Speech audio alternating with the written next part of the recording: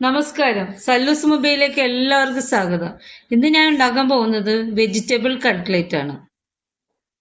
Veg cutlet ഉണ്ടാക്കാൻ വേണ്ട സാധനം 3 ഉരുളൻകിഴങ്ങ് ചെറുത്, 2 ക്യാരറ്റ്, 1 ബീറ്റ്റൂട്ട്, ചെറിയ കഷ്ണം ഇഞ്ചി, 3 പച്ചമുളക്, 1 സവാള.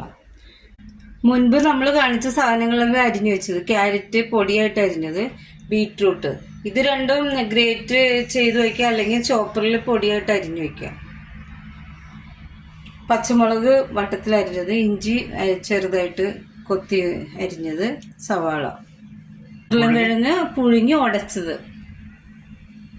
പാത്രം വെച്ച് 1 ടീസ്പൂൺ എണ്ണ ഒഴിച്ച് അതിൽ നമുക്ക് ചെറുതായിട്ട് മുറിച്ച് വെച്ച ഇഞ്ചി, പച്ചമുളക്, സവാള ഒന്ന് പതുക്കെ വഴണ്ടാൽ മതി. ഇനി നമുക്കിതിൽ ക്യാരറ്റും ബീറ്റ്റൂട്ടും ഇടാം.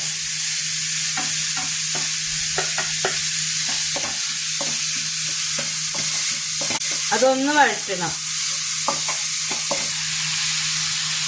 കുറച്ച് ഉപ്പിട്ടിട്ട് നമുക്കിത് ഒന്ന് മൂടി വെക്കാം. ഇതിൻ്റെ പച്ചമണം ഒന്ന് മാറിയാൽ മതി.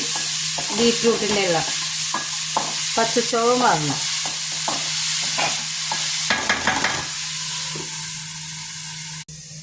റെഡി ആയെന്ന് നോക്കാം നമുക്ക്. അധികം വേവേണ്ടത്, ഇതൊന്ന് പതുക്കെ ഒന്ന് വെന്താൽ മതി. ഇനി നമുക്ക് ഇതിനകത്ത് മസാല ചേർക്കാം. 1/2 ടീസ്പൂൺ മഞ്ഞൾപ്പൊടി, 1 ചെറിയ ടീസ്പൂൺ മുളക് പൊടി, 1/2 ടീസ്പൂൺ ഗരം മസാല, 1/2 ടീസ്പൂൺ കുരുമുളക്. നല്ലോണം പച്ചമണം മാറുന്നവരും വഴറ്റണം. ഇത് വഴണ്ട് കഴിയുമ്പോൾ നമുക്ക് പൊട്ടിട്ട് ഇടാം. എന്നിട്ട് നല്ലോണം മിക്സ് ചെയ്യണം. സ്റ്റവ് ഓഫ് ചെയ്തിട്ട് നമുക്ക് റസ്ക് പൊടി ഇടാം. അതാണ് ടേസ്റ്റ് കൂട്ടണത് ഈ കട്ട്ലേറ്റിന്. 2-3 സ്പൂൺ റസ്ക് പൗഡർ. അത് നമ്മളിങ്ങനെ പിടിച്ചാൽ പിടിയോ, ഇപ്പോൾ വെള്ളം പോലെയാണെങ്കിൽ കുറച്ച് റസ്ക് പൊടി ഇട്ടാൽ നല്ല ഇതായിട്ട് ഉരുട്ടാം. ഇനി ഓഫ് ചെയ്തിട്ട് തണുക്കാൻ നമുക്ക് നോക്കാം. തണുത്തിട്ട് നമുക്ക് കട്ട്ലേറ്റ് ഉണ്ടാക്കാം. റസ്ക്കാണ് ഞാൻ പൊടിച്ചെടുത്തത്. ഇത് നമുക്ക് ആവശ്യം അത്രയും പൊടിച്ചെടുക്കണം. ആ പൊടിയാണ് നേരത്തെ ഞാൻ കട്ട്ലേറ്റിൽ ഇട്ടത്. ഇത് തണുത്തപ്പോൾ നമ്മൾ ഇതെല്ലാം കുഴച്ചെടുത്തു നല്ലോണം. പിന്നെ ഉപ്പെല്ലാം ആവശ്യമുണ്ടെങ്കിൽ ആ സമയത്ത് നമ്മൾ ഇടണം. ഇത് നമുക്ക് കട്ട്ലേറ്റ് ഉണ്ടാക്കാൻ ഉരുട്ടിയെടുക്കാം. ഇതുപോലെ ബാക്കിയെല്ലാം നമുക്കിങ്ങനെ പരത്തിയെടുക്കാം. കാണിച്ച പച്ചക്കറികൾ കൊണ്ട് 13 കട്ട്ലേറ്റ് നമുക്ക് ഉണ്ടാക്കാം. ഇത് 2 ടേബിൾ സ്പൂൺ മൈദയാണ്. അതിൽ കുറച്ച് ഉപ്പിടണം.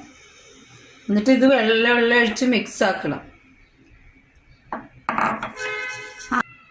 മൈദ ഞാൻ ഉപ്പുമായിട്ട് കലക്കി. ഈ പരുവത്തിൽ മതി.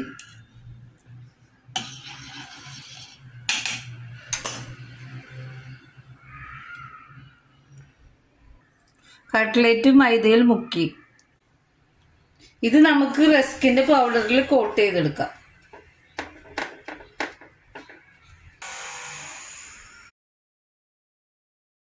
ചട്ടി വെച്ച് എണ്ണ ഒഴിച്ചു. ഇനി നമുക്കിത് ഫ്രൈ ചെയ്തെടുക്കാം.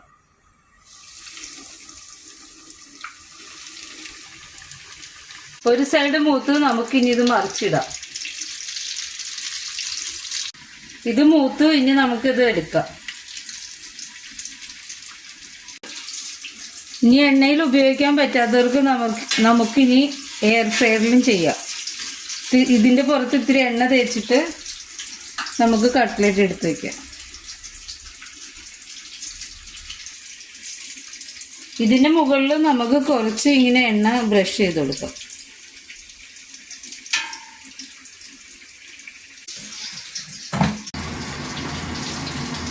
എയർ ഫ്രയറിൽ വറുത്തതാണിത്.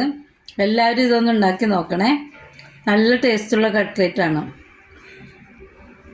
ലൈക്ക് ചെയ്യണേ, സബ്സ്ക്രൈബ് ചെയ്യണേ, കമൻറ്റ് ചെയ്യണേ, ഷെയർ ചെയ്യണേ. Thank you.